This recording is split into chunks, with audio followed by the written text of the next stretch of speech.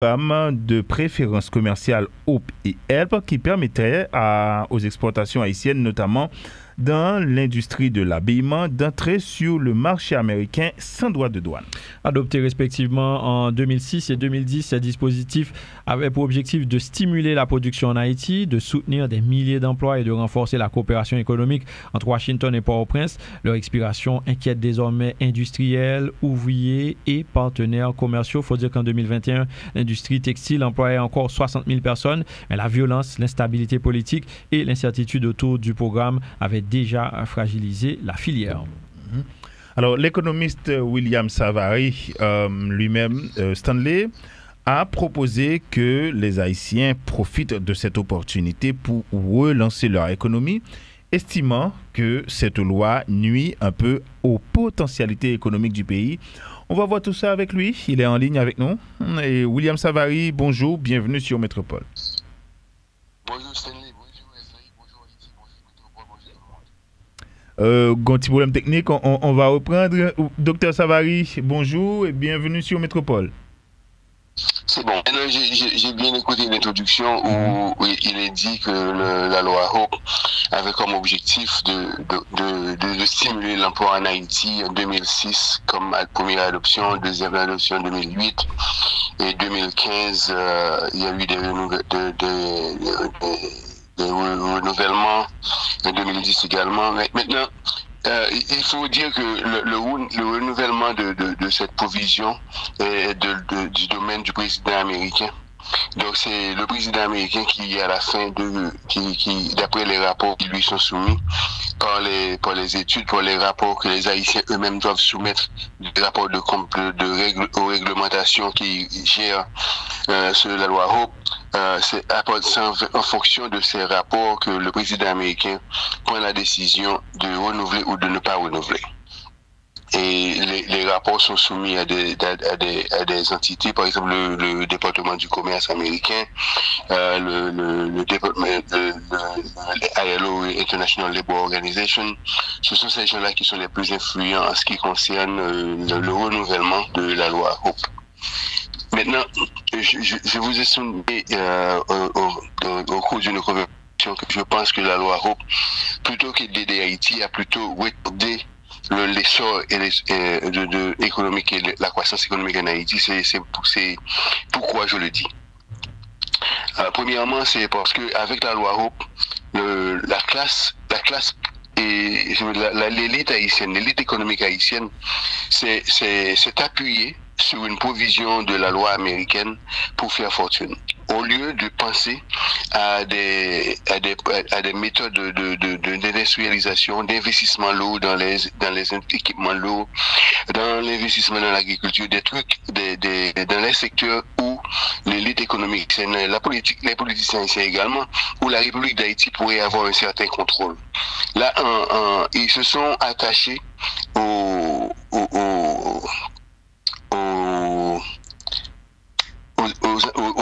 aux issues, si vous voulez, de la politique américaine entre les partis républicains et les partis démocrates. Et les pauvres malheureux en Haïti, ils n'ont pas contribué aux campagnes présidentielles. Ils n'ont pas contribué aux campagnes législatives. Ils n'ont pas contribué en ce qui concerne de jouer un rôle dans la diaspora haïtienne pour que la diaspora haïtienne puisse avoir un poids politique aux États-Unis. Alors, à quel résultat doivent-ils s'attendre au moment des élections, au moment où des décisions doivent être prises en ce qui concerne Haïti dans la politique américaine? Moi, je pense que avec cette décision de ne pas renouveler la loi Hope, je pense que ce sera ce qu'on dit aux États-Unis un wake-up call pour la classe politique et les industriels d'Haïti, la bourgeoisie haïtienne, l'élite intellectuelle haïtienne, la diaspora haïtienne, tous de se rendre compte qu'en fait, pour que le pays puisse se développer, on ne peut pas attacher l'avenir économique du pays aux avarices, si vous voulez, au détriment pas au détriment, mais plutôt dans les résultats de la politique américaine. Ça, je pense que ceci va leur donner un wake-up call.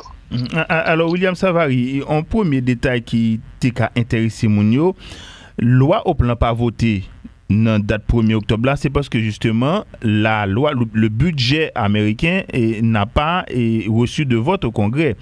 Mais ce que l'on ne sait pas, c'est est-ce que la loi figure dans le paquet qui a été acheminé au Congrès avant le 1er octobre. C'est-à-dire, nous ne savons pas si oui ou non si la loi est acheminée. Oui, mais écoute. Actuellement, nous vivons en période aux États-Unis qui est vraiment en période où il y a des gens qui dit intéressant, il y a des gens qui dit inquiétant. Où un président américain qui est élu sur une plateforme que l'Amérique d'abord. Donc, avec la loi, dans le secteur du textile aux États-Unis, Américain produit à peu près, c'est le 8e producteur de coton du monde. Ok? Donc, il produit près de 2,5 millions de tonnes métriques de coton par année. L'industrie textile américaine, c'est 2 trillions de dollars. Qui représentait à peu près presque 10% de l'intérieur brut des États-Unis. Donc, lorsque le président américain déclare qu'il voudrait que les travaux soient rapatriés aux États-Unis, Haïti pas exempté. Parce que question de taille d'Haïti, la position d'Haïti par rapport aux États-Unis, ça ne lui concerne pas. Ce qui lui concerne, c'est d'alimenter sa base politique et de dire qu'il est en train de livrer les promesses qu'il avait faites. Donc, c'est ça, c'est comme ça pour regarder. Il ne faut pas regarder parce que la cheminée n'est pas au Congrès. D'ailleurs, les gens du Congrès aujourd'hui mènent une lutte eux-mêmes pour leur propre survie politique. Parce qu'il y a des élections qui arrivent bientôt, d'ici le mois de novembre 2026.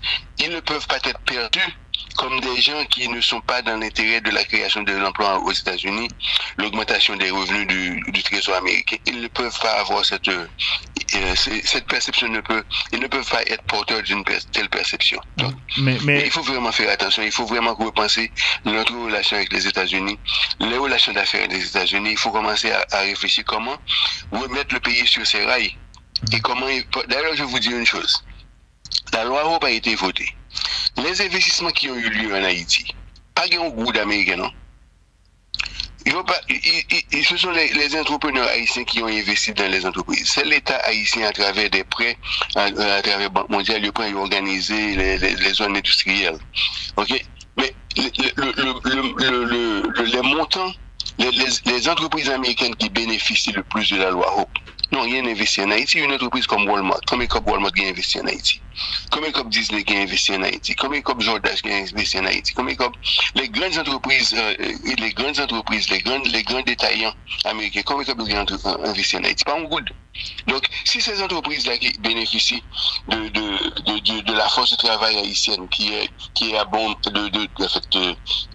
qu'ils parviennent à payer à bon marché, mais qui est intérêt que vous gagnez pour défendre l'intérêt Haïti. Alors, je vous signale une chose. Lorsque la loi Europe a été votée en 2008, en 2006, le salaire minimum en Haïti était à $4,25, $4,30.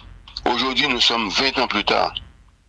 Le minimum de salaire en Haïti n'a pas grimpé. Où ça veut dire? Parce que ce ne sont pas des gens qui vraiment s'inquiètent de l'avenir de la République d'Haïti. Donc c'est à nous autres en Haïti de penser comment réallier nos investissements, quelles sont les entreprises qui peuvent être rentables et sur le long terme et qui sont sous nos contrôles. Donc, là où l'on a un mot à dire, là vous n'avez absolument rien à dire. Le Congrès américain vote, le président américain vote et vous attendez le résultat des votes. Le fait camper, man. Alors, ce qui se passe, William Savary, c'est que ou même où font projection qui est plus demandé, ils ont tant de préparation, ils ont tant d'aménagement, mais dans l'immédiat, nous avons parlé de plusieurs milliers d'emplois qui... Au moins 60 000. Au moins 60 000 qui en hold, j'ai envie de dire. Et est-ce que il ne faut pas poser aussi cet aspect? Maintenant, je vais vous poser. La loi Europe n'était pas censée être une loi à permanence à vie. Il y a un temps de vie. Okay? Donc, vous avez 20 ans pour organiser l'économie. Parce qu'ils sont fait pendant 20 ans. Vous faites des mauvaises élections, vous assassinez un président, nous finançons les gangs, nous pas supporter l'école professionnelle, nous pas financer la construction d'écoles professionnelles, nous dépendons du Brésil avec Taïwan pour bâtir l'école professionnelle pour nous pas équiper et les jeunes quittent le pays et émigrent vers l'extérieur ailleurs. Mais pendant les 20 ans, qu'est-ce qu'on a fait? Et tout d'un coup, 20 ans plus tard, après, lorsque la première loi a été votée, tout d'un coup, on est aux abois. Mais qu'est-ce que ça veut dire? La loi Hope ne va pas régulariser, ne va pas régler les problèmes de la République d'Haïti.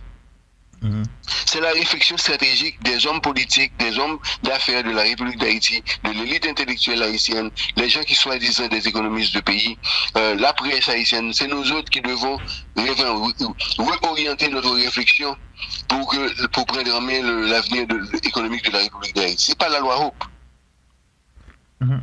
William Savary, les lois Hope Help, quels sont les enjeux économiques pour les États-Unis? Bon, là, c'est une très belle question. Parce que je dois vous dire qu'au niveau des États-Unis, il y a ce qu'on appelle le CPI, c'est le Consumer Price Index, qui gère, en fait, c'est une indice à partir de laquelle on mesure le taux d'inflation aux États-Unis. Maintenant, en dans l'indice CPI aux États-Unis, il y a une section qui est appareil, c'est-à-dire les vêtements, les trucs de prêt-à-porter, les trucs de consommation, etc. Mais le plus bas est cet élément, le plus bas est le taux d'inflation. Enfin, cet élément a une incidence sur le niveau de CPI aux États-Unis. Donc, lorsque, par exemple, les États-Unis prennent des mesures pour que la force de travail en Haïti soit maintenue à un bon marché. Il fait même bagarre là en Haïti, il fait le Vietnam, il fait le Bangladesh, il fait l'Afrique du Sud, il fait en Amérique latine. Tout pays ça a produit à bon marché pour les États-Unis. Les exportés vers les États-Unis, ils ont un effet direct sous le CPI ou bien le Consumer Price Index aux États-Unis, qui permettent que si taux d'inflation aux États-Unis bas, ils permettent que taux d'intérêt aux États-Unis était bas, ils permettent que accès aux capitaux pour les entreprises américaines à des taux d'intérêt très bas et qui permettent leur expansion économique de façon continue. Donc la position d'avoir les investissements, des lois comme la loi Hope, c'est pas vraiment dans l'intérêt d'Haïti. Vous faites des erreurs. Les gens sont mal orientés lorsqu'ils disent que les types de lois comme la loi Hope sont bons pour les pays. Non, c'est bon pour les États-Unis. Les États-Unis, par exemple, font rien qui n'est pas bon pour les. Rien. Quel que soit ce que vous faites. Ok? Donc, c'est l'incidence si tu veux, à la baissière, si tu veux, du secteur textile ou de l'habillement sur le taux d'inflation aux États-Unis. C'est ce qui intéresse les États-Unis. Tout côté de faire une bagarre à bon marché pour faire entrer aux États-Unis pour vendre, pour taux d'inflation de la priorité, il y a fait. Que c'est pour intégrer 10 Haïtiens, 25 Haïtiens, toute population haïtienne, il y a fait, oui. Là, maintenant. Donc, et voilà, c'est vraiment là le crux de la chose. Donc, si qu'en Haïti, les gens d'Haïti, les entrepreneurs, les politiciens ne prennent pas conscience qu'en fait, ils ont un pays à construire, qu'ils doivent prendre des décisions stratégiques et réfléchir de façon sur le long terme, comment réorganiser l'économie du pays, comment créer les emplois, comment créer la fortune et la prospérité, eh bien, nous banons.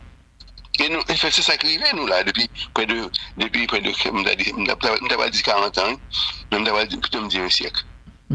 Voilà. Quelles sont les réflexions qui ont eu lieu dans le pays pour la réflexion à long terme, la réflexion stratégique pour que dans 10 ans, dans 15 ans, dans 20 ans, pour qu'on puisse avoir une nouvelle économie. Alors... Aujourd'hui, on parle de l'intelligence artificielle. Aujourd'hui, on parle de l'industrialisation, l'énergie nucléaire. Ici, on a parlé en Haïti, nous-mêmes, on a parlé de boulet de charbon.